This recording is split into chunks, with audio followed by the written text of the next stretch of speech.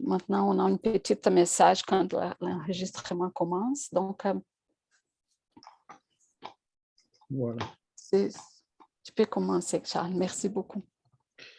Ben, merci à vous déjà pour cette nouvelle occasion de pouvoir présenter quelques points, donc des sujets d'actualité, hein, comme qu'est l'euthanasie, en y apportant le point de vue spiritualiste ou spirit, hein, qui est malheureusement trop souvent négligé ou oublié dans les analyses qu'on peut voir dans nos sociétés actuelles.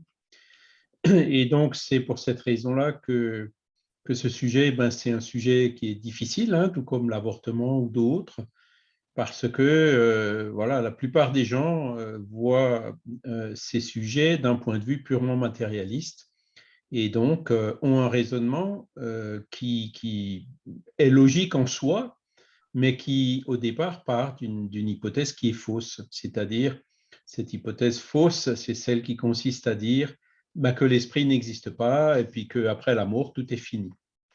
Or, le point de vue spiritualiste, c'est justement ce qui fait toute la différence, part du principe démonstration à l'appui, hein, depuis les sœurs Fox, Kardec, donc plus de 150 ans maintenant, qu'on a une âme, que cette âme survit à ce qu'on appelle la mort, hein, cette âme, elle est indépendante de la matière, elle survit à la mort, et en plus, elle réincarne, elle évolue, etc. Donc, ce sont les fondements de la philosophie spirit qui nous donnent un point de vue complètement différent sur toute une série de questions, et notamment celle-ci, donc, de l'euthanasie. Alors, pour introduire, il y a une phrase de l'apôtre Paul qui illustre ça très, très bien. Hein, dans sa première épître aux Corinthiens, il nous a dit « Tout est permis, mais tout ne convient pas.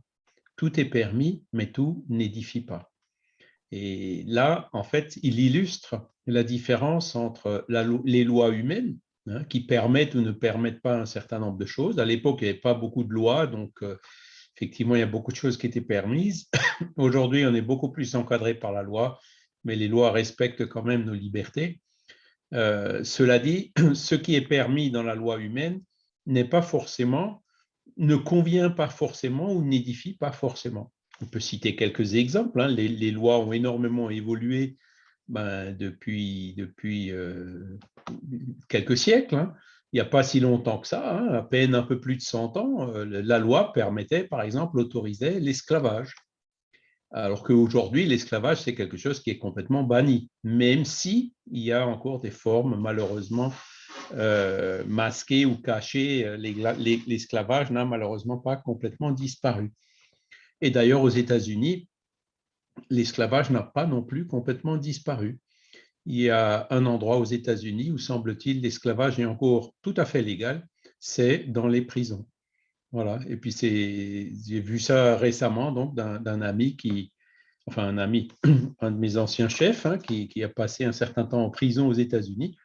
Et donc, on leur permettait de travailler, je ne sais pas, à 5 dollars ou 10 dollars de l'heure, donc largement moins payé que le salaire minimum ou quoi que ce soit d'autre, pour pouvoir se payer des petits extras dans la prison. Et donc, en sortant, il avait vu, mais qu'est-ce qui fait que ça, c'est légal aux États-Unis? Eh ben, c'est cette exception-là, que l'esclavage est toujours encore permis dans les prisons. Cela dit, cette phrase de Paul, elle nous montre bien la différence entre la loi humaine et la loi divine. Beaucoup de choses qui sont dans les lois humaines ne sont pas encore en accord 100% en phase avec les lois divines. Et c'est notamment donc, sur ce sujet-là qu'on va réfléchir concernant l'euthanasie aujourd'hui. Croire aujourd'hui, nous dit Léon Denis dans le problème de l'être et de la destinée, ne suffit plus aujourd'hui. On veut savoir. Aucune conception philosophique ou morale n'a de chance de succès si elle ne s'appuie sur une démonstration à la fois logique, mathématique et positive, et si, en outre, elle n'est couronnée par une sanction qui satisfasse tous nos instincts de justice. Donc, on est passé de la croyance dogmatique, ou de la foi aveugle, si vous voulez, vers une foi raisonnée. Hein. Les églises se sont vidées, les intellectuels s'en sont détournés, le peuple les suit, ce détournement qui a eu lieu des intellectuels s'est transformé, et bon, ils sont tombés d'un extrême à l'autre, hein, c'est-à-dire de religieux qu'ils étaient avant, ben, ils sont tombés aujourd'hui dans l'anticléricalisme, hein, même la lutte parfois assez farouche contre les religieux et toutes les superstitions, les dogmes, etc., pour imposer le matérialisme, hein, donc, qui est apparu. Bon, ça date déjà du XVIIIe siècle, mais c'est beaucoup développé au XIXe siècle avec le positivisme, le scientisme, l'athéisme, toutes ces philosophies qui se sont développées, hein, et qui continuent encore aujourd'hui.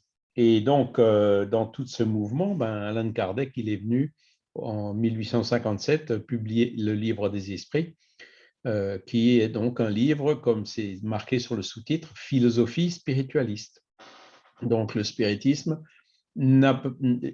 Kardec, si vous voulez, il a pris la méthode, hein, cartésienne et positive d'Auguste Comte, mais il n'a pas pris le dogme matérialiste. Il a utilisé cette méthode justement pour étudier les questions de l'âme, de l'esprit, qui étaient auparavant la chasse gardée des religions et qu'elles abordaient d'un point de vue dogmatique. Donc, il y a cette logique, ces démonstrations mathématiques, comme il dit Léon Denis, hein. Donc, toute la phénoménologie, la médiumnité, les expériences de mort imminente aujourd'hui, hein, qui sont un phénomène relativement récent qui n'existait pas à l'époque, mais qui vient tout à fait confirmer toutes ces hypothèses qui avaient été avancées à l'époque grâce aussi à l'aide des esprits. Et en plus, donc, Léon Denis met une deuxième condition, il faut aussi que cette conception philosophique satisfasse tous nos instincts de justice, c'est-à-dire qu'il faut qu'on ait ce sentiment que comment dire, cette conception philosophique, elle est juste. Une conception philosophique injuste, par exemple, qui encourage le racisme ou qui encourage l'égoïsme, ce genre de choses, ben, trouvera forcément quelques adeptes, mais beaucoup de personnes éclairées ne l'accepteront pas. C'est pour ça qu'il dit ne suffit plus aujourd'hui. La majorité des gens, effectivement, demandent autre chose. Alors, continuons. De quelle manière le spiritisme peut-il contribuer au progrès? C'est la question 799 du livre des esprits. Réponse des esprits: en détruisant le matérialisme, qui est une des plaies de la société. Il fait comprendre aux hommes où est leur véritable intérêt. La vie future n'étant plus voilée par le doute, l'homme comprendra mieux qu'il peut assurer son avenir par le présent. En détruisant les préjugés de secte, de caste et de couleur, il apprend aux hommes la grande solidarité qui doit les unir comme des frères. Et là, vous voyez, les esprits le confirment, hein. Avec la vision matérialiste, cette vie, on en profite un maximum tant qu'on est là, on n'en a qu'une seule. Quand on est mort, on nous met dans une boîte, tout est fini. Non, avec la conception spiritualiste, on sait que l'esprit survit au corps. Donc, quand il s'en va d'ici, ce qu'on sait déjà, parce que c'est sûr à 100% qu'un jour on va s'en aller d'ici, hein, qu'on va retourner de l'autre côté, tôt ou tard, mieux vaut tard que tôt, enfin, ça dépend de chacun. L'euthanasie, c'est justement cette question-là. Et une autre chose dont on est sûr, c'est que tous nos biens matériels et même notre corps physique restent ici sur la Terre. On n'emmène pas notre compte en banque, nos voitures, notre maison avec nous dans le monde spirituel. Donc ça, ce sont deux choses dont on est sûr. Et le spiritisme vient justement nous démontrer qu'est-ce qu'on emmène de l'autre côté. Eh bien, on emmène nos acquis intellectuels, nos acquis moraux, on emmène aussi notre conscience, bonne ou mauvaise. Et c'est ça qui nous motive, c'est ça qui nous donne une forte motivation pour dire, bon, tout ce qui est terrestre, c'est matériel, c'est éphémère, donc ça va durer le temps qu'on est là, le jour où on n'est plus là, tout ça, ça ne servira plus à rien. Par contre, ce qu'on emmène, ce qui est immortel, c'est cette conscience, ce sont les acquis intellectuels et moraux. Donc, où sont les vraies valeurs? Sur quoi faut-il qu'on mette notre accent? Eh bien, c'est donc la réponse qui découle de cette constatation. Et c'est pour ça que le matérialisme, ben, c'est le plus grand stimulant à l'égoïsme. L'égoïsme qui lui-même découle de l'orgueil, engendre toutes les guerres, toutes les haines, toutes les violences, toutes les choses qu'on peut voir beaucoup, beaucoup trop souvent encore de nos jours. Donc, on va rentrer dans le sujet de l'euthanasie. Donc, ça vient du grec euthanatos. C'est un préfixe qui veut dire bon, et thanatos, ça veut dire mort. Donc, le sens propre du terme, c'est bonne mort ou mort douce, que cette mort soit naturelle ou provoquée. Voilà la définition du mot euthanasie. Par contre, aujourd'hui, il y a une acception qui est plus restreinte. Et donc, l'euthanasie, ça veut dire c'est une pratique, une action ou une omission, comme on le verra plus tard, visant à provoquer, particulièrement par un médecin ou sous son contrôle, le décès d'un individu atteint d'une maladie incurable qui lui inflige des souffrances morales ou physiques intolérables. Voilà donc la définition actuelle du mot. Puis, alors, c'est bonne mort en générique. Bon, ben oui, la bonne mort, effectivement, c'est une définition qui est positive. Par contre, l'acception plus restreinte qu'on a aujourd'hui, c'est celle justement qu'on va discuter. Alors, dans la majeure partie du monde, l'euthanasie est interdite. Du moins, l'euthanasie active. Le fait de mettre fin à la vie d'une personne, c'est considéré comme un homicide. Cependant, il y a certains pays européens, comme la Belgique, les Pays-Bas, le Luxembourg, qui ont légalisé l'euthanasie active. Parmi ces 3 pays, seule la Belgique, depuis le 13 février 2014, a adopté une loi autorisant l'euthanasie pour un mineur en phase terminale. Donc, même les mineurs peuvent être euthanasiés en Belgique. Dans certains autres pays comme la France, l'euthanasie active est interdite. Cependant, l'euthanasie passive, qui permet aux malades de faire le choix d'arrêter tout traitement curatif, pouvant parfois aller jusqu'à l'acharnement thérapeutique, ben ça, c'est légal. Donc, là, vous voyez déjà la différence entre l'euthanasie active et l'euthanasie passive. Vous avez sur la droite une petite carte qui montre l'Europe, où on voit donc en bleu foncé les pays où l'euthanasie active est légale, les pays en bleu clair où l'euthanasie passive est légale, donc c'est pratiquement tous les autres, et la Russie, où l'euthanasie est interdite sous toutes ses formes. Là, vous avez une autre carte. La carte. Pardon? Juste la Suisse, c'est juste passif? Oui, alors ça, c'est effectivement quelque chose que j'ai vu. Ça m'étonne un peu, oui. C'est le suicide assisté qui est… J'ai une autre carte après avec le suicide assisté. Okay. Le suicide assisté, il est légal en Suisse. Mais l'euthanasie active, bon, j'ai récupéré cette carte aujourd'hui sur Wikipédia. Donc, a priori, l'euthanasie active, elle n'est pas non plus tout à fait légale en Suisse. Et voilà donc une carte du monde où donc, apparemment, le Canada, l'euthanasie active semble légale. Et donc, vous voyez que, bon, après, il y a beaucoup de pays où les pays où l'euthanasie active est légale sont relativement peu nombreux. C'est ceux que vous voyez en bleu foncé sur cette carte. Même en Australie, ça dépend apparemment des États. Il y a certains États où c'est permis, d'autres non. Alors, qu'est-ce que c'est que l'euthanasie active ? Donc, l'euthanasie active désigne l'acte médical consistant à provoquer intentionnellement la mort d'un patient afin de soulager ses souffrances physiques ou morales considérées comme insupportables. Elle ne se définit pas par son moyen puisqu'il peut y avoir euthanasie par une action directe, telle qu'une injection létale, ou tout simplement par omission de certains gestes relevant de soins fondamentaux, comme l'alimentation artificielle. Ce qui caractérise l'euthanasie active, c'est l'intentionnalité. Provoquer le décès d'un individu avec des circonstances précises, maladie sans espoir de guérison et souffrance intolérable. Voilà, il y a quand même des conditions à l'euthanasie active qui sont donc, comme vous le voyez sur ce slide. Et ce qui la caractérise, c'est l'intentionnalité. L'euthanasie passive, quant à elle, il s'agit de la renonciation ou de l'abstention par le patient ou ses proches de la mise en œuvre de mesures de maintien de la vie. Donc, concrètement, c'est on arrête les machines ou on arrête l'alimentation ou l'hydratation. C'est ce qui est d'ailleurs légal en France. Donc, il peut s'agir de l'interruption d'un traitement, par exemple le débranchement d'un poumon artificiel, ou le fait de décider de ne pas entreprendre de thérapie agressive susceptible de prolonger l'existence, qu'on appelle aussi l'acharnement thérapeutique.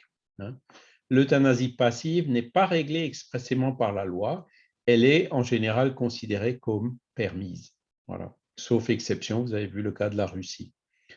Donc, en France, cette euthanasie-là, elle est légale. Et on a eu un cas récemment, hein, de Vincent Lambert. Je ne sais pas si vous en avez entendu parler à l'hôpital de Oui, Reims. oui, mais Donc, d'ailleurs, il y avait eu des dilemmes, et c'est vrai que c'était à cause de la famille dans ce cas-là. voilà. Donc, Parce- en fait, sa femme et puis son cousin voulaient effectivement donc l'arrêt des traitements et sa mère, hein, ne voulait pas. Et il y a eu une bataille juridique qui a duré plusieurs années. Hein, c'est monté très ouais, très loin, ouais, très très haut. ouais. Et bon, finalement, Elle a perdu. elle a perdu et la mère elle a perdu. Donc, alors que c'était quelqu'un, si vous voulez, il ne pouvait plus s'alimenter et s'hydrater tout seul. Hein, donc, on l'alimentait, on l'hydratait artificiellement, mais le cœur, les poumons, enfin, tout le reste, il était dans un état végétatif, mais il n'avait pas besoin d'autre assistance que de celle de s'alimenter et de s'hydrater. Et donc, l'euthanasie passive qui a été faite, donc autorisée par la justice, c'est tout simplement d'arrêter de l'alimenter et de l'hydrater. Donc, en quelque sorte, il est mort de faim ou de soif, alors qu'il ne pouvait plus s'alimenter lui-même. Voilà. Donc, vous voyez, bon, ce sont des sujets, encore une fois, qui sont difficiles. La liberté avant tout. Maintenant, la liberté nous permet de choisir des choses qui sont plus ou moins bonnes, hein, comme on l'a vu au départ avec la citation de Paul.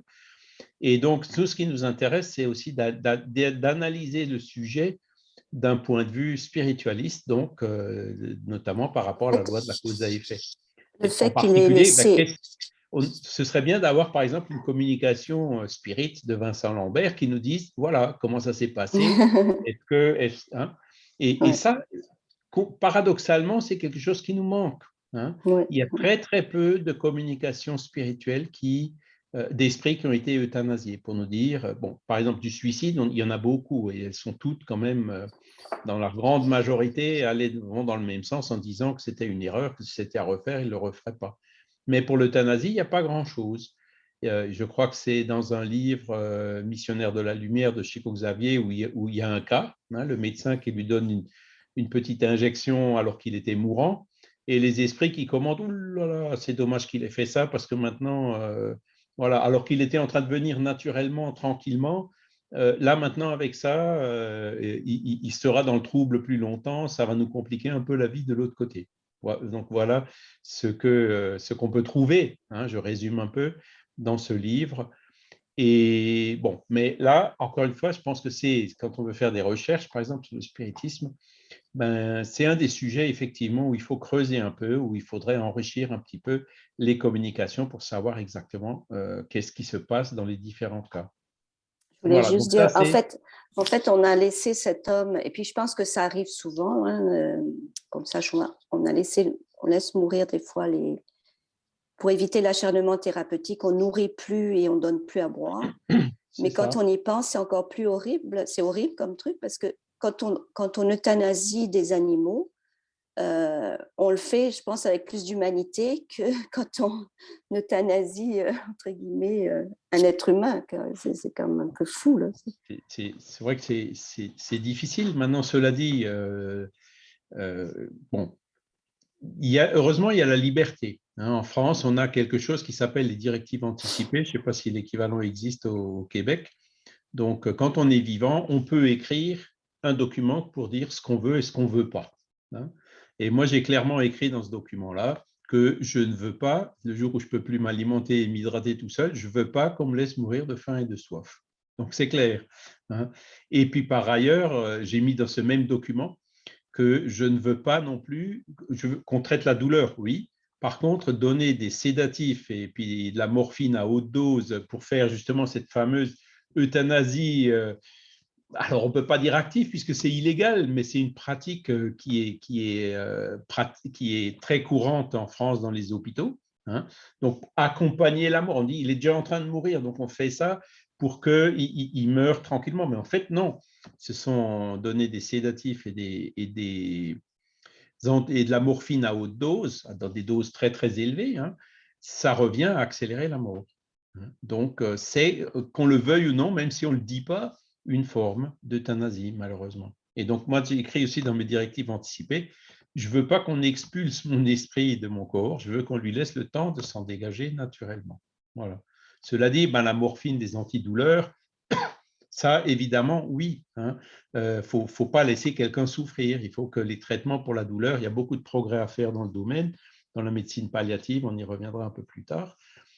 Voilà, il y a des alternatives que de faire partir plus vite. Et donc, là, vous avez une troisième forme. Donc, c'est là où la Suisse, elle est en bleu. Vous posiez la question. C'est les pays dans lesquels le suicide médicalement assisté est légal. Et le suicide, aide au suicide ou suicide assisté, ça désigne l'acte de fournir un environnement et des moyens nécessaires à une personne pour qu'elle se suicide. C'est le patient lui-même qui déclenche sa mort et non un tiers. D'accord? Donc, on en parle aussi ici parce que ça fait partie, je dirais, de ces différentes conceptions et alternatives qui existent autour de cette question de l'euthanasie. Et là, si je vois bien le Canada, il est aussi en bleu, comme la Californie. Donc, et puis donc la Suisse, l'Autriche, la Belgique, les Pays-Bas et l'Espagne. Donc, dans ces pays-là, le suicide assisté, il est légal. Je pense que pour le Canada, ça doit vraiment dépendre des provinces, parce que je ne suis pas sûre que toutes les provinces ont la même législation. Alors, je ne suis pas allé voir sur Wikipédia canadien, je suis allé voir que sur Wikipédia anglais, enfin international, et puis celui de France. Donc, c'est là-bas que j'ai trouvé cette carte. Mais bon, après, voilà, c'est à titre indicatif. Donc, je vous laisse le soin d'aller voir précisément ce qu'il en est. Il y a Rodrigo qui dit qu'on a l'aide médicale à mourir, mais je pense que c'est quelque chose qui est quand même pas évident à obtenir. Je ne pense pas que ce soit aussi simple que ça. Mais... Alors, aide médicale à mourir, c'est une manière différente de dire un peu la même chose. Vous voyez? Exact. Voilà. Alors, on continue. Donc, après, il y a une autre notion qui est l'inverse de l'euthanasie, c'est l'acharnement thérapeutique ou la dysthanasie. Et donc, le commentaire, là, c'est que lorsque la médecine ne reconnaît pas ses limites et que le médecin considère la mort comme un échec, c'est là où ça se produit, tout est fait pour retarder la mort. Il faut prolonger la vie au maximum, peu importe la qualité de la fin de vie, la souffrance, la douleur et l'agonie. Donc ça, en toute évidence, ce n'est pas bon non plus. Moi, j'ai mis aussi dans mes directives anticipées que je ne veux pas qu'on me maintienne artificiellement en vie, outre mesure, quand ça ne sert à rien. Voilà. C'est ça, mais peut-être tu vas en parler plus tard. Qu'est-ce que dit le spiritisme là-dessus? C'est ça que... Parce que c'est vrai que à quoi ça sert? Par exemple, j'avais un beau-frère qui avait la leucémie. Pendant 1 an, ils ont essayé plein d'affaires. Puis, à un moment, lui, il n'en pouvait plus. Là, il était mourant, mais je veux dire, il pouvait encore faire des traitements. Là, il aurait pu, mais il a dit non. Non, ça suffit, je ne peux plus. Alors là, c'est comme un peu un dilemme. Ouais. Est-ce que spirituellement, il fallait quand même essayer pour être en vie, tout en sachant que bon, il pouvait encore vivre un peu sous des traitements, là, je sais pas, mais en même temps, c'est de la souffrance. Je trouve que c'est difficile cette partie. En fait, donc cette notion n'existait pas. Vous ne trouverez pas acharnement thérapeutique dans Kardec, puisque la médecine n'en était encore pas là, loin de là. Cela dit, je vais vous montrer un peu plus loin donc ce que dit l'association des médecins spirites. Donc eux qui sont à la fois médecins et à la fois spirites sur ce sujet. Donc effectivement, ils sont contre aussi. Voilà. Et moi, j'ai un exemple aussi d'un ami qui était spirit aussi, qui avait un cancer au cervelet. Enfin bon, voilà. Et puis, donc, quand il était déjà plus ou moins en train de partir, ils lui ont redonné une injection, alors je ne sais pas si c'est de chimiothérapie ou quelque chose, pour le garder encore un peu plus. Il est momentanément revenu à lui et il n'était pas content en disant « j'étais en train de partir, j'étais déjà pratiquement de l'autre côté, pourquoi vous m'avez fait revenir ?» Vous voyez ? Donc là, c'est un témoignage qui tend à confirmer qu'effectivement, cet acharnement thérapeutique ou dysthanasie, c'est pas une bonne chose. Ça ne sert à rien, c'est du gaspillage médical. C'est pour ça que les médecins spirites disent qu'il vaut mieux l'orthothanasie, c'est-à-dire laisser la mort se produire naturellement à l'instant T, quoi. Voilà. C'est-à-dire ni retarder, ni Ce qui est raccourcir. difficile, c'est savoir un peu la Voilà. frontière, hein, de ça. Voilà. Et même les médecins, ils ont du mal toujours à pouvoir faire un diagnostic clair. Cela dit, il y a des cas où vraiment, voilà, un cancer en phase terminale, il y a toujours des guérisons remarquables, hein, comme on le voit dans certains témoignages des médecins, des gens qui sont complètement perdus et qui du jour au lendemain n'ont plus rien, mais ça reste quand même exceptionnel. Donc voilà, dans la plupart, et même si la guérison remarquable doit se produire, elle se produira malgré que le débranchement des appareils ou, par exemple, l'arrêt d'un traitement de chimiothérapie qu'on remplacerait par un traitement palliatif ou quelque chose comme ça. Voilà. Et donc, voilà le dernier cas qui est celui qui est conseillé par les médecins spirites. Hein, ils nous disent c'est la mort naturelle ou l'orthothanasie. Pour un malade en phase terminale, c'est mourir naturellement et correctement, sans l'abréger et sans acharnement thérapeutique. C'est une procédure visant à l'humanisation de la mort, avec bien sûr tous les accompagnements nécessaires pour lutter contre la douleur, les soins palliatifs, hein, qui sont une alternative, on en parlera un peu plus tard, et aussi, si c'est possible, la proximité des êtres chers et de la famille. Voilà. Alors, la pensée de mort, la mort, en fait, c'est une question existentielle. La pensée de mort est une pensée de vie. La mort fait partie de la vie. Tout le monde va mourir un jour. Donc, c'est vraiment quelque chose de très important de se pencher sur cette question et de savoir qu'est-ce qui se passe à ce moment-là. Est-ce qu'on a une âme ou pas? Est-ce qu'on survit ou pas après la mort? Il n'y a rien de plus fondamental. Et pourtant, ce sont ces sujets, la mort, c'est un sujet qui est très souvent tabou. Les matérialistes qui disent il n'y a plus rien après la mort, mais sans le démontrer. Les spiritualistes qui disent regardez, il y a quelque chose et qui apportent des éléments de démonstration par la médiumnité, les phénomènes de EMI ou autres, hein, comme on a vu tout à l'heure.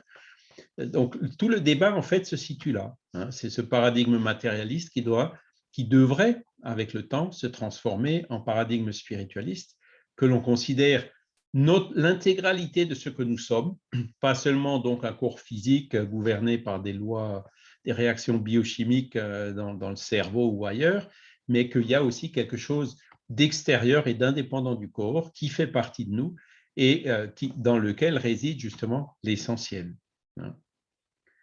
Alors, la maladie ou les épreuves, donc il y a aussi cette question, pourquoi on est malade, pourquoi moi? Donc là, clairement, le spiritisme nous dit qu'il n'y a pas de fatalité. C'est l'homme, par sa propre volonté, qui forge ses chaînes. C'est lui qui tisse fil à fil, jour par jour, de sa naissance à sa mort, le réseau de sa destinée. Hein, c'est la loi de cause à effet. Nous sommes ce que nous avons fait de nous-mêmes. Aujourd'hui, nous sommes le résultat de ce que nous avons fait dans le passé. Et demain, nous serons le résultat de ce que nous faisons aujourd'hui. Et ça, c'est quelque chose qui, là, comme on disait au début, satisfait profondément cet instinct de justice et qui n'est que le rappel de ce que Jésus avait déjà dit quand il disait à chacun selon ses œuvres. Le présent est la conséquence du passé, la préparation de l'avenir, de degré en degré. L'être s'élève et grandit, artisan de ses propres destinées, l'âme humaine, libre et responsable, choisit sa route. Il y a aussi donc cette liberté, le libre arbitre, il me semble que j'en avais parlé la dernière fois dans une conférence aussi chez vous, c'est ce libre arbitre qui fait que chacun avance à son rythme. Cela dit, il y a les lois naturelles, hein, donc la loi de cause à effet. Je donne toujours le même exemple. Si on se tape sur le doigt avec un marteau, l'effet, c'est que ça fait mal. Et on n'y échappera pas. Tout le monde aura mal quand il se tape sur le doigt avec un marteau. Donc, c'est pour illustrer de façon un peu simpliste, certes, ces lois naturelles qui sont les mêmes pour tout le monde. Voilà, et qui nous apprennent ce qu'il faut faire ou ce qu'il ne faut pas faire. Donc, par exemple, ne pas se taper sur le doigt avec un marteau, hein, puisqu'on sait que par après, ça fait mal.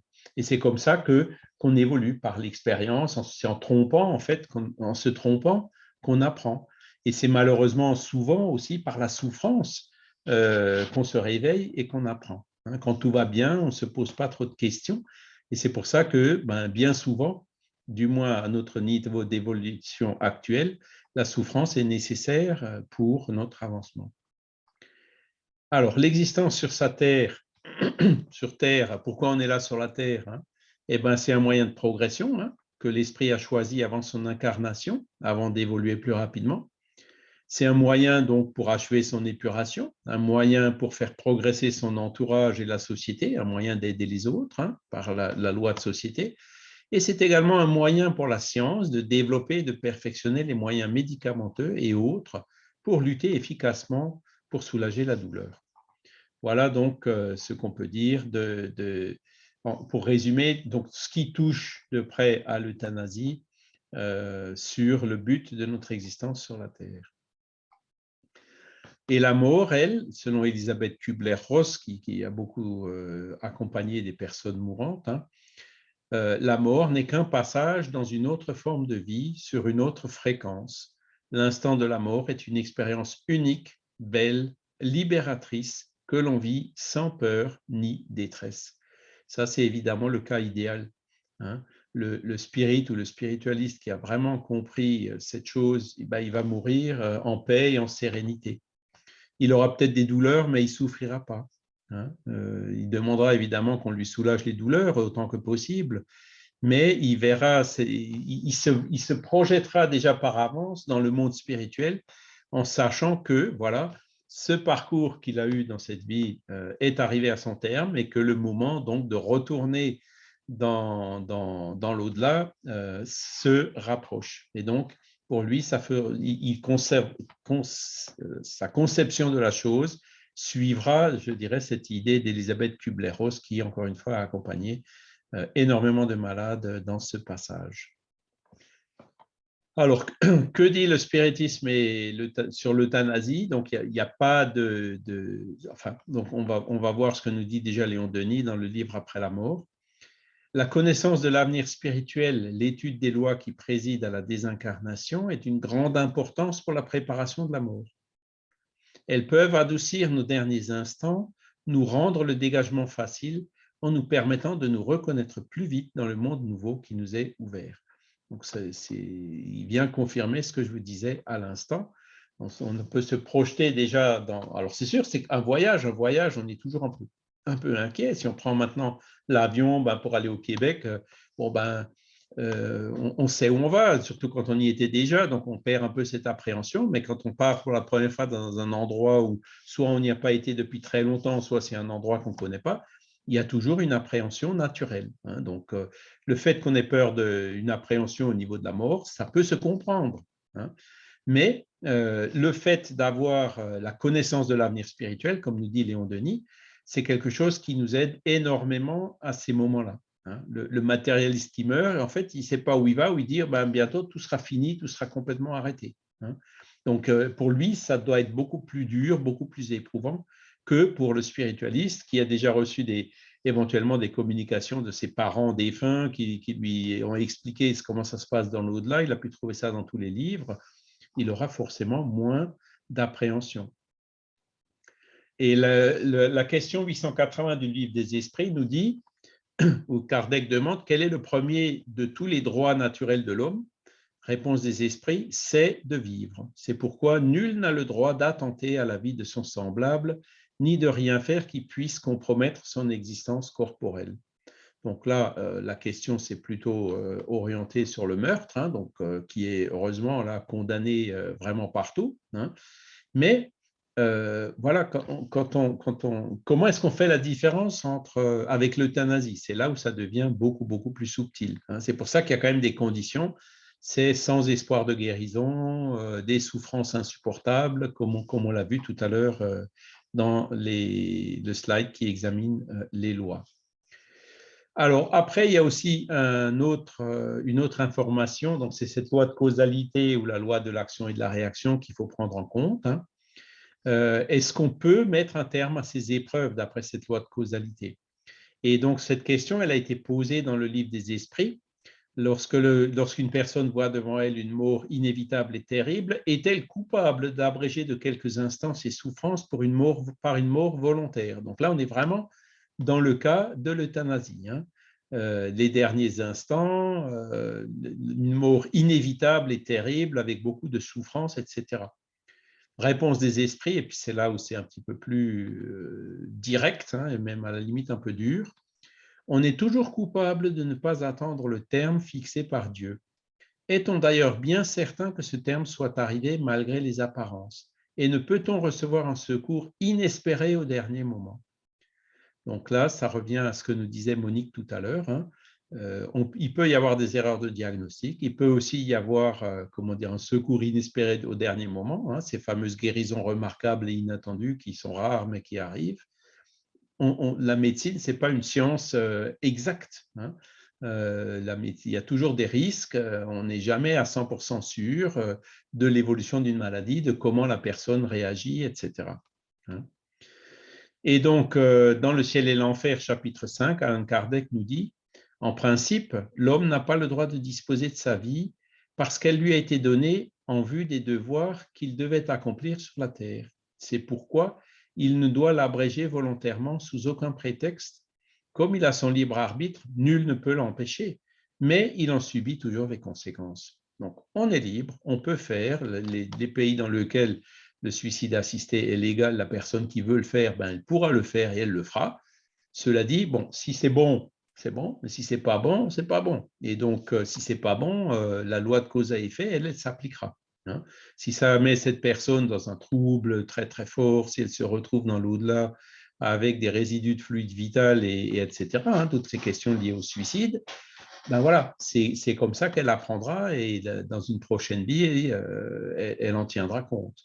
Le problème, encore une fois, c'est que ces questions-là, hein, qui sont purement spirituelles, puisque ça se passe après dans le monde des esprits, ne sont pas considérées ou trop peu considérées par la science et par nos autorités, en fait. Hein. Elles ne tiennent pas compte de ce genre de critères lorsqu'elles traitent ces questions comme l'euthanasie.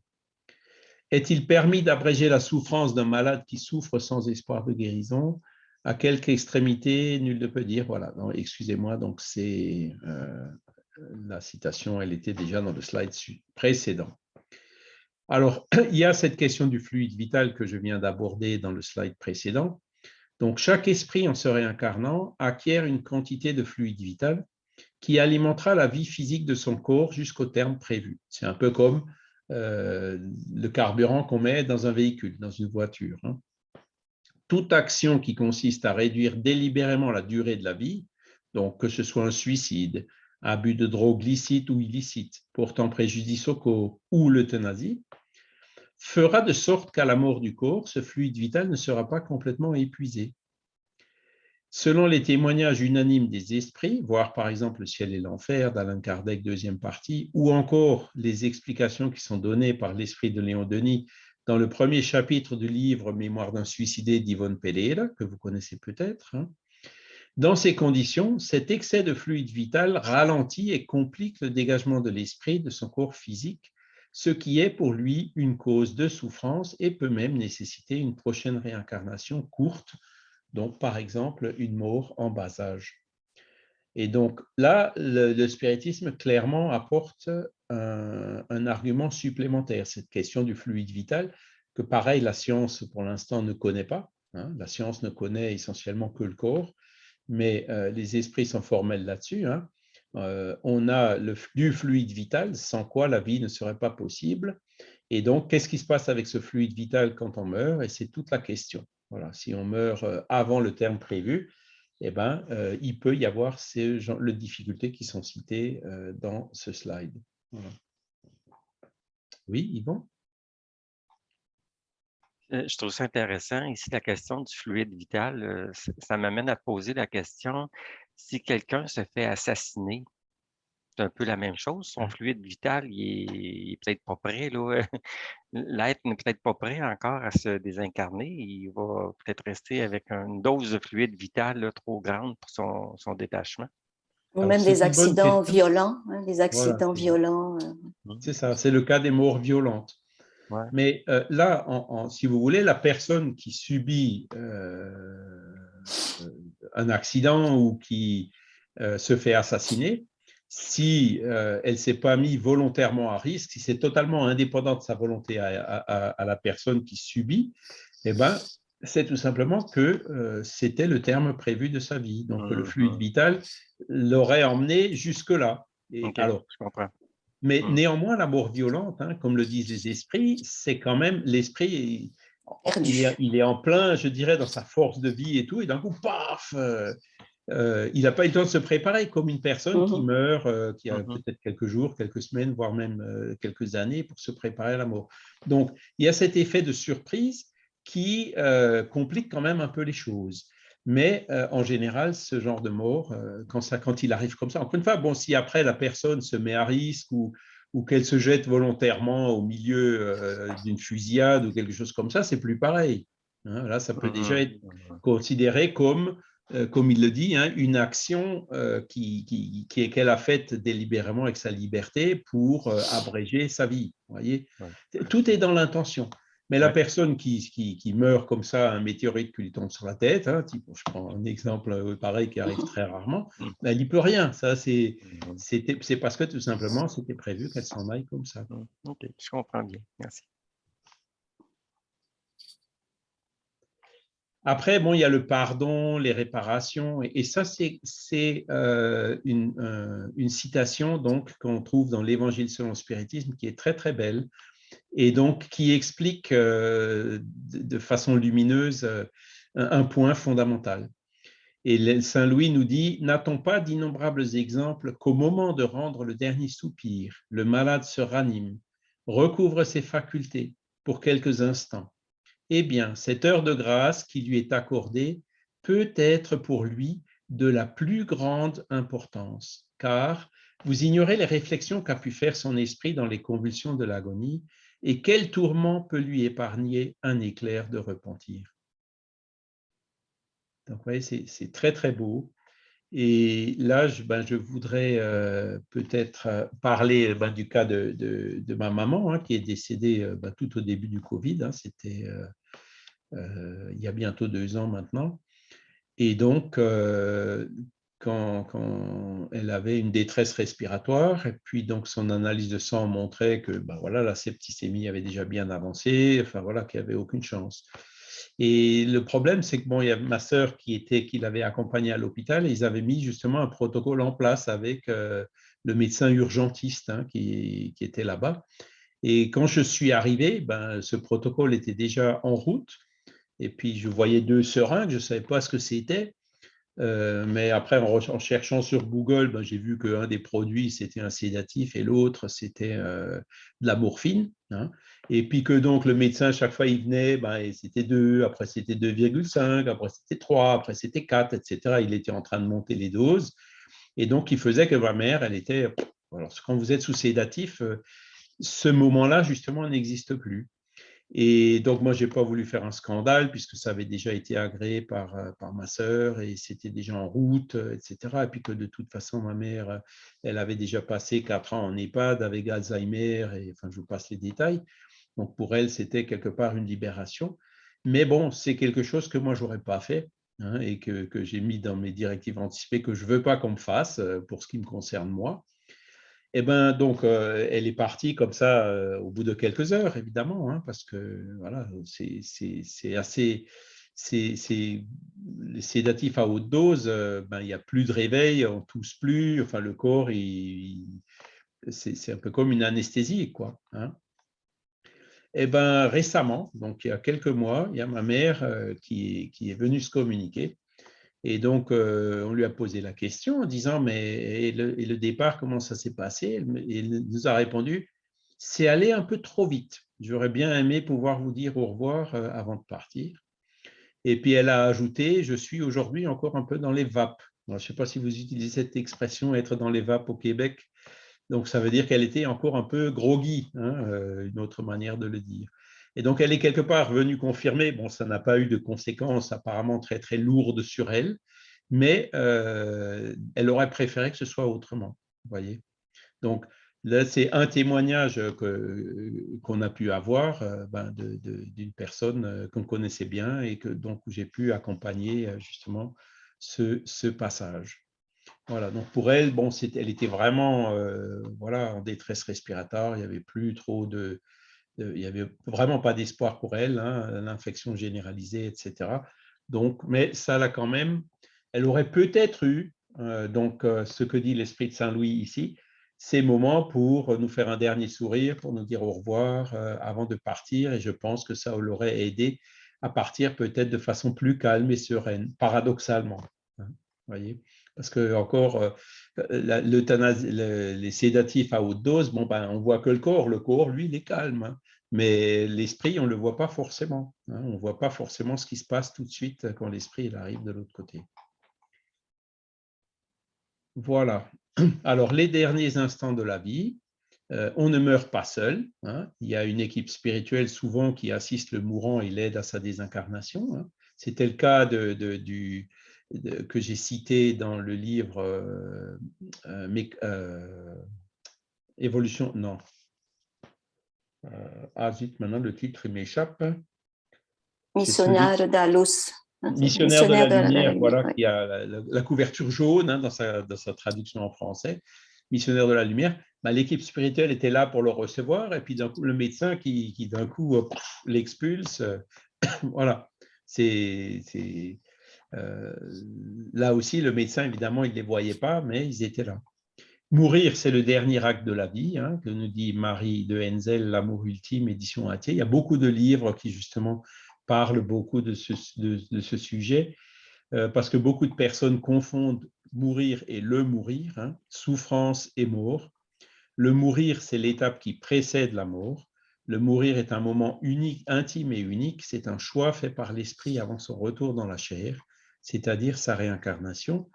Ce moment tellement effroyable au regard de l'existence humaine est peut-être l'ultime moyen de réparation et de progression pour l'esprit qui va se désincarner et pour sa famille. C'est exactement ce que nous disait l'esprit de Saint-Louis dans le slide précédent. Et dans cette expérience ultime, l'esprit conclut les apprentissages de son existence terrestre. Et donc, les sédatifs à haute dose, ça revient un peu à le priver de cette ultime expérience. Elle vient où cette définition-là, Camille? Le mourir, je n'avais jamais entendu ce terme. Alors, je vais justement, donc j'ai récupéré un slide de Morissette Ruchot. Je vais me renseigner et puis je vous le dirai. D'accord. J'enverrai un mail à Monique qui pourra le transmettre. Alors après, l'euthanasie, évidemment, là où c'est légal, quand on y regarde de près, il y a beaucoup de 47% d'euthanasie en Belgique qui ne sont même pas rapportées. Hein. D'autres qui sont réalisées sans le consentement explicite du patient. Enfin bon, il y a beaucoup de dérives par rapport à ça, comme toujours. Hein. L'avortement, pareil, est légal, et puis il y a beaucoup sans exagérer, enfin, pour un oui ou pour un non, hop, voilà, c'est la solution de facilité, on fait l'avortement, etc. Mais ce n'est pas forcément ce qu'il y avait de mieux à faire à un instant. Dans ces pays où c'est autorisé, ils ne font pas d'études avant, ou je ne sais pas. Ils peuvent euthanasier dès qu'ils demandent. Comme là, c'est que les dames euthanasiées parce qu'elles devenaient aveugles, elles ne pouvaient plus voir la saleté. C'est soit à la demande du patient, mais vous voyez, 31%, c'est sans le consentement explicite du patient. Donc, c'est soit les médecins qui décident, soit la famille qui demande. Alors, voilà, il faudrait approfondir les statistiques, mais on voit clairement que, bon, voilà, quand on ouvre cette possibilité, il faut vraiment, je dirais, garder un œil éthique sur la question pour éviter que ça aille trop vite, trop loin. Voilà, pour éviter qu'il y ait un effet boule de neige qui fasse que ça aille trop loin. Et là, vous avez donc quelques exemples donc de dérives qui ont été constatées. Si nous avions une chance à saisir, une leçon de vie à apprendre au contact des mourants, hein, parce que là aussi, c'est une expérience, j'ai eu la chance de pouvoir accompagner mon père et donc ma mère dans les circonstances que je vous ai décrites. Le cas de mon père, bon, il n'y a pas eu de sédatif, il n'y a rien eu comme ça. Il a quand même bénéficié de soins palliatifs. Moi, je l'ai vu faire ses derniers efforts pour se lever et s'asseoir dans une chaise. Il s'était assoupi. Et puis d'un coup, il se réveille en parlant comme s'il parlait avec sa mère. Hein. Et mon père, qui a toujours été ouvert au spiritisme, hein, puisque bon, il savait que j'étais spirit, il respectait ce que je faisais, mais il disait toujours, oui, il n'y a jamais personne qui est revenu de l'autre côté pour nous dire comment c'était. Eh bien, ce jour-là, je lui ai posé la question quand il s'est réveillé. J'ai dit, tiens, tu viens de parler à ta mère, est-ce que tu as vu ta mère? Sa réponse, oui, je l'ai vue. Vous voyez? Donc, voilà, lui alors, il a eu donc des soins palliatifs, mais bon, il y a eu, je dirais, une méthode naturelle pour pas que ça dure trop longtemps. Il avait aussi un cancer généralisé. Et donc, certainement, parce qu'il avait des métastases au cerveau, il a eu une crise d'épilepsie qu'il a complètement vidé de son énergie et puis il est parti dans les heures qui suivaient. Voilà. Je pense que ce sont justement l'équipe spirituelle qui l'assiste, qui ne voulait pas que ça dure trop longtemps. Et donc, il y a eu ce moyen, entre guillemets, naturel, qui lui a permis voilà, que ça ne dure pas trop longtemps. Voilà. Et la demande d'euthanasie n'existe pas chez les patients ou alors c'est rare. Vouloir choisir sa mort, l'heure et la manière est une aspiration de bien portant qui ne parvient pas à se projeter dans un avenir qui lui fait peur. Et ça, c'est quelque chose, dans les directives anticipées dont je vous parlais, il y a deux volets. Le premier volet, on l'écrit quand on est encore sain d'esprit, quand on sait ce qu'on fait, quand on est encore bien portant, en bonne santé. Et il y a un deuxième volet, donc qu'on peut remplir quand on peut, hein, qui est justement quand on sait qu'on a une maladie incurable et tout ça. Est-ce que je confirme ce que j'ai mis dans le premier volet? Vous voyez, c'est relativement bien fait, il faut le reconnaître, parce que c'est vrai que quand on arrive, quand on sait qu'on a une maladie incurable, est-ce qu'on a toujours le même avis? C'est une question qui est très, très pertinente. Voilà. Il y a et pour le les cas demandes… Pardon? Excuse-moi. Il y a le cas en France de Françoise Hardy là, qui lutte justement pour avoir l'euthanasie active en France. Oui. Mais elle est quand même, je suppose, dans la douleur. C'est pas une aspiration de bien portant quand elle demande l'euthanasie. Enfin, c'est vrai, mais bon, je pense que c'est plus lié à une vision matérialiste des choses. Hein, quand on voit qu'une vie est inutile, qu'il n'y a plus moyen d'être bien portant, de pouvoir de nouveau vivre comme avant, voilà, la qualité de vie, évidemment, c'est important, mais la qualité de vie, c'est pas uniquement sous son aspect matériel. Vous avez des personnes paralysées qui rayonnent spirituellement. Voyez, il y a plusieurs exemples au Brésil, hein, o Gigante Deitado, hein, je ne me rappelle plus de son nom. Donc, c'est quelqu'un qui a passé toute sa vie alité, pratiquement, complètement dépendant, et qui pourtant a eu un rayonnement spirituel absolument fantastique. Donc, là aussi, il faut voir, faut pas voir que cet aspect matérialiste, parce que la plupart des personnes qui sont pour l'euthanasie sont quand même matérialistes. Il y a peut-être quelques spiritualistes qui sont pour l'euthanasie, mais beaucoup moins en proportion que des personnes matérialistes. C'est toujours, encore une fois, une question du point de vue. Et Françoise Hardy, alors je ne la connais pas personnellement, évidemment, mais est-ce qu'elle a un point de vue spiritualiste? Voilà, c'est pas sûr. Je ne sais pas si elle est déjà, je ne sais pas non plus si elle souffre déjà d'une maladie incurable ou quelque chose comme ça. Mais elle a un cancer, je crois, un cancer généralisé qui a commencé à la gorge et tout ça. Donc, d'accord, donc c'est quelque chose de relativement récent, cette prise de position. Il faudrait que je me renseigne, effectivement. ouais. Tu fais bien de m'en parler, hein, je vais me le noter ici pour rechercher un petit peu voilà, ce qu'elle nous dit. Il y a un film, là, je ne sais pas si vous l'avez vu tous, là. Ça s'appelle Me Before You. Je ne sais pas si vous avez vu ce film-là. Où c'est tiré d'un livre, où c'est un gars qui a eu un accident de moto puis il se retrouve complètement paralysé. Mais il peut quand même parler, puis voir et tout ça, mais il ne peut plus vivre. Enfin, il est paralysé dans un fauteuil. Mais ses parents sont très riches, il a de l'argent, donc il est très bien soigné, il a des infirmiers, enfin bon. Et bon, ben, et puis bon, il y a une petite histoire d'amour là-dedans, mais je veux dire, à la fin, lui, il décide que non, il veut pas vivre. Il veut aller en Suisse se faire tuer. Puis quand j'ai vu ce film-là, ça m'avait tellement énervée. Parce que je me disais, mais mince, je comprends que c'était pas évident pour lui, parce qu'il était jeune, hein, il avait quoi, peut-être 30 ans. Mais je me disais, avec les moyens qu'il a, c'est l'argent et tout ça, il pourrait aider plein de gens quand même. Il pourrait faire plein de choses, parce que lui, il n'était pas démuni matériellement. Je trouve que c'est dur quand tu es handicapé, pauvre, que tu sais que tu es comme que tu peux absolument rien faire. Mais lui, non. Tu sais, et puis il avait plein d'amour autour de lui, quoi. Mais vous pouvez voir ce film. Et puis maintenant, ben, c'est aussi, j'ai vu récemment aussi des émissions qui parlent justement, alors je ne sais plus comment ils l'appellent, c'est des espèces de squelettes, quoi. Un robot qu'on met, qu'on attache comme ça aux jambes et tout, et qui permettent à des personnes qui sont complètement paralysées de remarcher, hein, avec une connexion qui se fait au niveau de la moelle épinière, au-dessus de la partie justement où il y a la lésion qui fait qu'il est paralysé.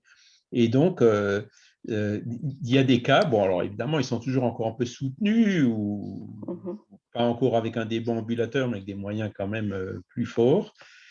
Mais il y en a qui retrouvent justement cette faculté de pouvoir marcher. Donc, la science progresse sans cesse. Hein. Voilà. Mais là, ben, le libre arbitre vient quand même avant tout. Hein. Donc, c'est... il a choisi ça, bon, voilà, est-ce qu'il faut lui interdire? C'est là où on rentre justement dans les questions les plus sensibles de ces débats. Voilà. Donc, le fait que, même quand la personne dit, voilà, c'est à ma demande, je voudrais qu'on m'euthanasie, bon, voilà, c'est là où, donc, il faut que la position spirit, elle soit quand même équilibrée. Vous voyez, en disant que non, non, il faut vraiment juste souffrir jusqu'à la fin, il faut quand même aussi tenir compte du libre arbitre. Moi, j'ai utilisé le mien, encore une fois, comme je vous l'ai dit, hein, dans mes directives anticipées. Je ne veux pas. Hein. Voilà, je peux peut-être changer d'avis plus tard, mais ça, je ne pense pas, ça m'étonnerait.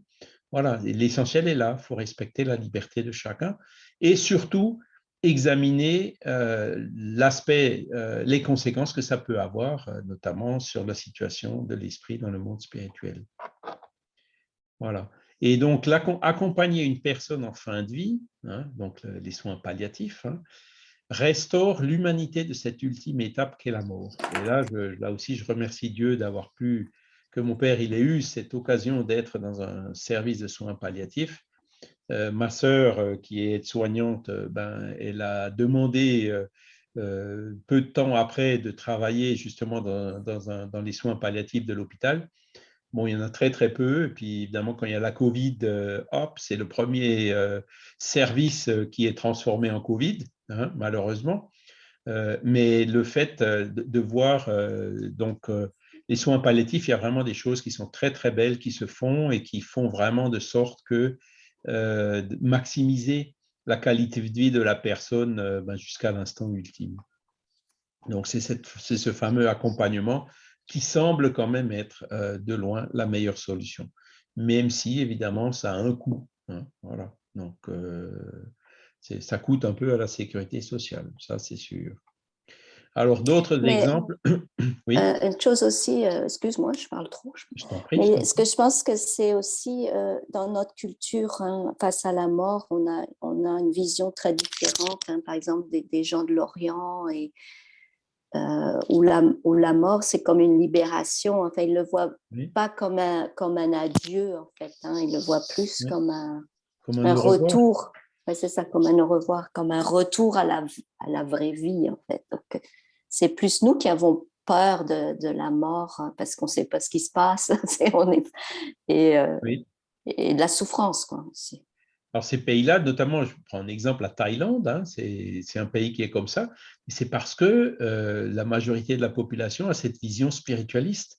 Donc, il n'y a pas tous ces tabous, toutes ces choses macabres, avec les films d'horreur et j'en passe, tout ce bombardement qu'on reçoit à nous, justement pour nous faire peur, ce qui nous fait peur de la mort. c'est un peu aussi à cause de ça. C'est pour ça que même certains spirites appréhendent. Ils savent pourtant ce qui se passe, hein, puisqu'il y a des témoignages, preuves à l'appui et Ah tout, oui, mais c'est certains, normal. voilà, appréhendent quand même.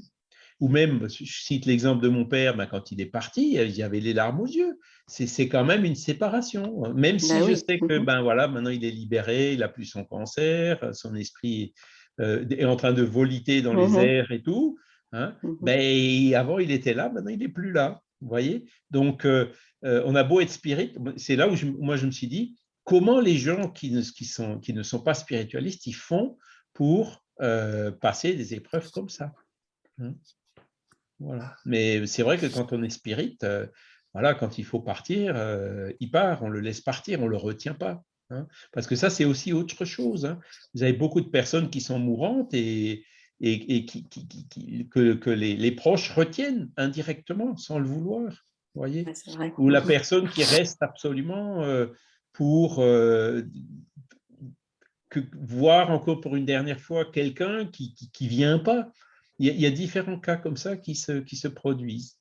Et dans le cas de ma maman, ben, l'EHPAD ne nous avait rien dit, hein, c'est là où, bon, moi, je n'étais pas là, j'étais en déplacement professionnel, mais quand on est arrivé là-bas, ben, c'était le 29 février, et 29 février, c'est donc, c'était mon 15e anniversaire, hein, mes 60 ans, évidemment, le 29 février. Et puis ma maman, donc c'est là où j'ai senti mon grand-père, son père à elle, qui disait, écoute, elle aurait déjà dû venir, mais elle a eu ce sursis justement pour pouvoir passer le 60 ans après qu'elle ait accouché d'un petit garçon qui correspondait donc à ma réincarnation. Voyez. Puis en fait, elle est morte le lendemain vers midi, quoi. Donc là aussi, il y a certainement eu quelque chose qui a fait que, bon, bah, elle serait peut-être partie 2-3 jours avant, mais non, là, il y avait une date importante, donc elle est partie juste après.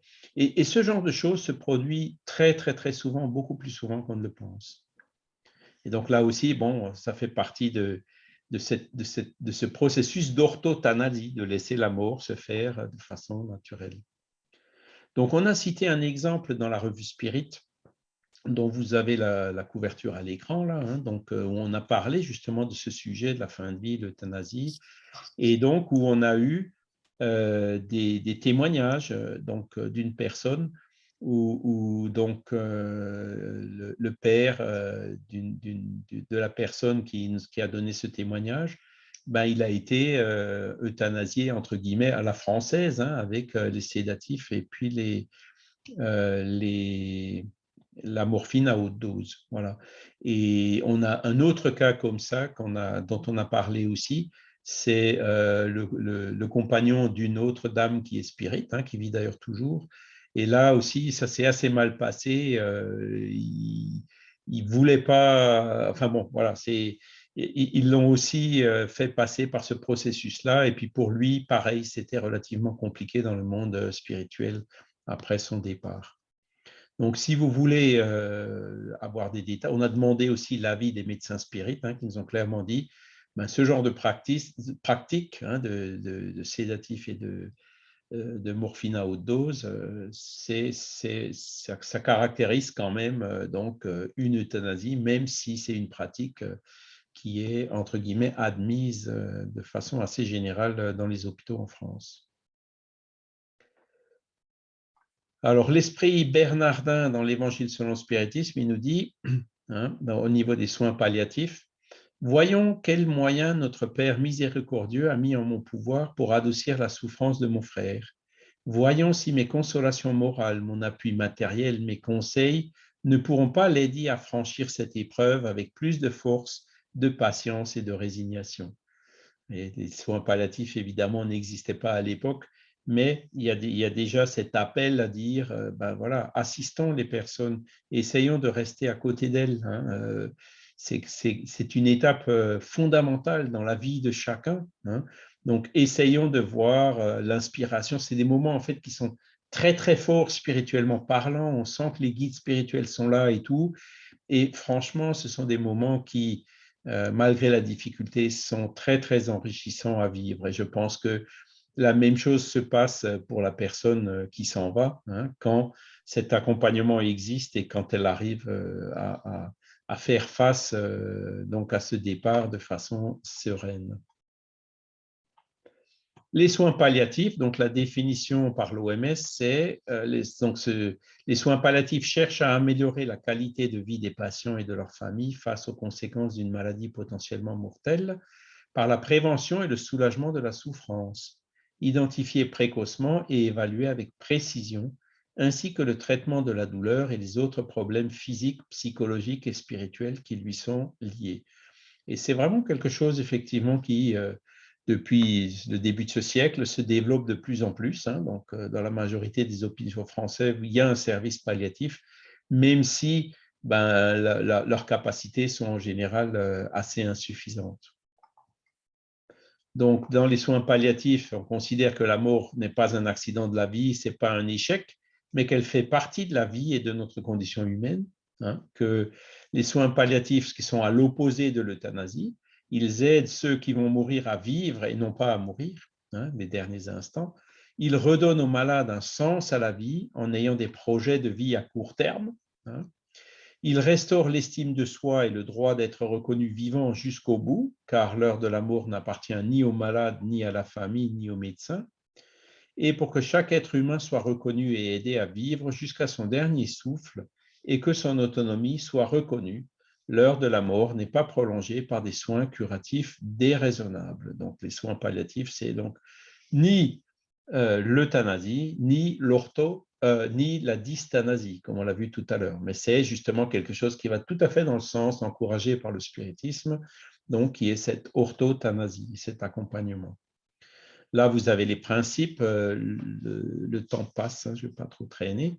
Donc, procurer un soulagement de la douleur, des autres symptômes, voilà, soutenir la vie et considérer que la mort est un processus normal, ni accélérer ni repousser, intégrer les aspects psychologiques et spirituels des soins patients. Le spirituel, ça manque encore en France, mais on a, dans les congrès de médecine et spiritualité, il y a une docteure qui habite dans la ville de Porto, hein, qui travaille dans les soins palliatifs et qui, elle, dans sa pratique, comme on le voit aussi à d'autres endroits au Brésil, introduit aussi cette dimension spirituelle et qui est fondamentale à ces moments-là. Hein. Là, il y a des études qui ont été faites qui montrent que des personnes qui ont des croyances spirituelles ou religieuses même, hein, pas forcément spirites, et qui souvent envisagent la mort avec beaucoup plus de sérénité que les personnes matérialistes ou qui ne croient en rien. Proposer un système de soutien pour aider les patients, hein, pour les familles aussi. Hein, donc c'est vrai qu'en tant que famille, on est très très bien accueillis dans les soins palliatifs. Une approche d'équipe, la qualité de vie améliorée autant que possible. Voilà. On fait aussi il y a des soins, par exemple des chimiothérapies palliatives, hein, qui se font. C'est plus les doses pour guérir, mais c'est juste les doses pour adoucir, quoi, pour accompagner justement dans les cas de cancer en phase terminale. Et être applicable tôt dans le décours de la maladie en association avec d'autres traitements pouvant prolonger la vie, comme la chimiothérapie, la radiothérapie, comme je viens d'en parler, et qui incluent les investigations qui sont requises afin de mieux comprendre les complications cliniques gênantes et la manière à pouvoir les prendre en charge et les éviter pour ainsi améliorer le plus possible la qualité de la vie. Alors, l'accompagnement en fin de vie, alors pareil, accompagner, c'est être avec, c'est reconnaître pour ce qu'il a été, ce qu'il est aujourd'hui, hein, donc une personne, avoir des projets, les valoriser pour ce qui lui est possible. Pour les spirites, c'est même avoir des projets spirituels. Hein. C'est l'entendre dans sa souffrance, dans ses angoisses, écouter son histoire, respecter sa vie, prodiguer des soins, répondre à ses besoins, respecter et prendre soin de son image, prendre la douleur en charge, ça c'est une constante. Et le malade qui est menacé dans sa vie est confronté à une souffrance globale où se mêlent plusieurs composantes étroitement imbriquées l'une sur l'autre, la souffrance physique, la souffrance psychologique et la souffrance spirituelle notamment. Les recommandations, c'est de refuser l'acte d'euthanasie. La dysthanasie, pareil, c'est à éviter. Hein. Proposer au malade une mort plus digne lorsque cela est possible dans son environnement familial. Hein. Beaucoup de gens préfèrent mourir à la maison que de mourir à l'hôpital. ne plus considérer la mort comme un ennemi à combattre, hein, mais comme un processus d'évolution de l'être. Ouvrir plus de véritables centres de soins palliatifs avec du personnel formé. Hein. Prier pour le malade, pour ceux qui en prennent soin. Voilà. Donc, ça fait partie aussi de cette action de la prière bien connue des spirites. Utiliser les antalgiques, les sédatifs, dans le seul objectif de soulager la douleur et d'amener un confort au malade, sans intention de donner une mort douce, entre guillemets. Hein. Avoir la foi et être ferme avec ses croyances et sa position, ne pas se laisser influencer. Et dans la formation des médecins, parler de la vie après la mort, de l'existence de l'âme, donc d'introduire doucement mais sûrement ce paradigme spiritualiste.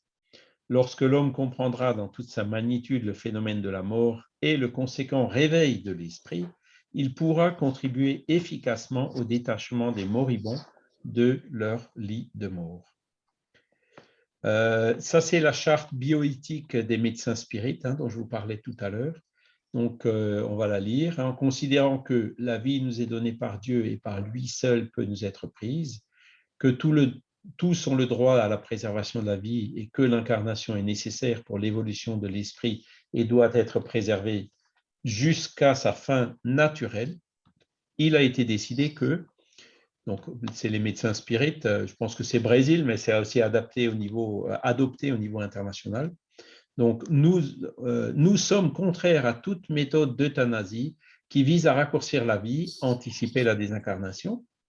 Deuxièmement, nous nous opposons à la dysthanasie comme un moyen de prolonger la vie du patient en utilisant des processus thérapeutiques dont les effets sont plus nocifs que les effets du mal à guérir ou inutiles, car la guérison est impossible et le bénéfice attendu est inférieur aux inconvénients prévisibles. Troisièmement, nous privilégions la mort naturelle, étant entendue comme une méthode permettant la désincarnation dans le temps, avec soulagement de la douleur, et de ne pas encourir à l'extension excessive de l'application de méthodes inappropriées qui imposeraient des souffrances supplémentaires.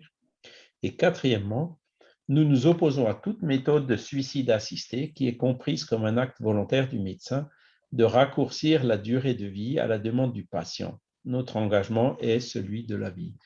Voilà, je n'ai pas revérifié le lien, mais je pense que si le lien n'est plus bon, vous le trouverez assez facilement sur le site en fait, là, de l'Association des médecins spirites internationale.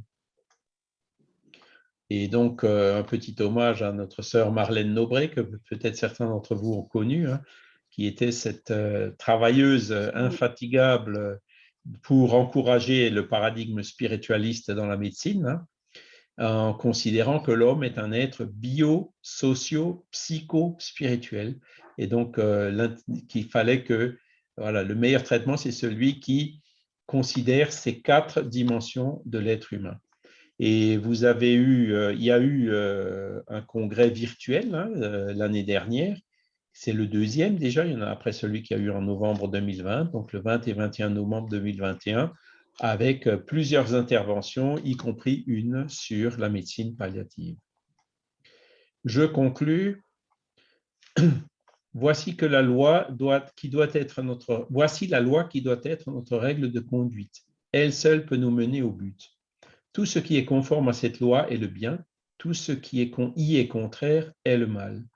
Vous êtes libre de l'observer ou de l'enfreindre, et vous serez ainsi les arbitres de votre propre sort. Donc, c'est le critère du bien et du mal suivant la philosophie spirite. Le bien, c'est tout ce qui est en harmonie avec les lois de la nature. Le mal, c'est tout ce qui est en disharmonie avec ces lois de la nature.